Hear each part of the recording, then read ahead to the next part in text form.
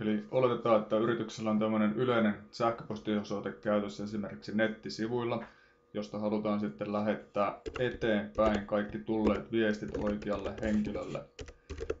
Parhaiten onnistuu, kun mennään taas portal.office.com ja kirjaudutaan sisälle osoitteelle, josta edelleenlähetys halutaan tehdä. Ja menee suoraan sitten tänne Outlookiin. Odotellaan, että aukeaa, jonka jälkeen menemme sitten tänne hammasrattaaseen, asetukset.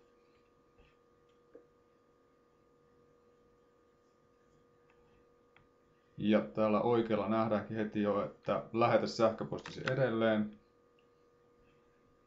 lähetys. Ja tähän laitamme sitten ihan jonkin voimassa olevan osoitteen. Ja painetaan vaan aloita edelleen lähetys.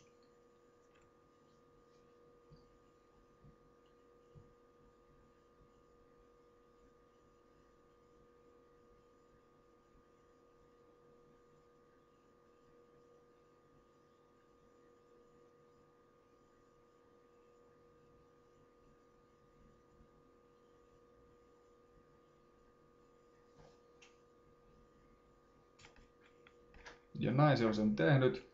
Ja sama sitten, jos halutaan lopettaa se, tullaan takaisin samaan paikkaan ja lopeta edelleen lähetys. Tai sitten voidaan vaihtaa jollekin toiselle menemään se ja painetaan tallenna.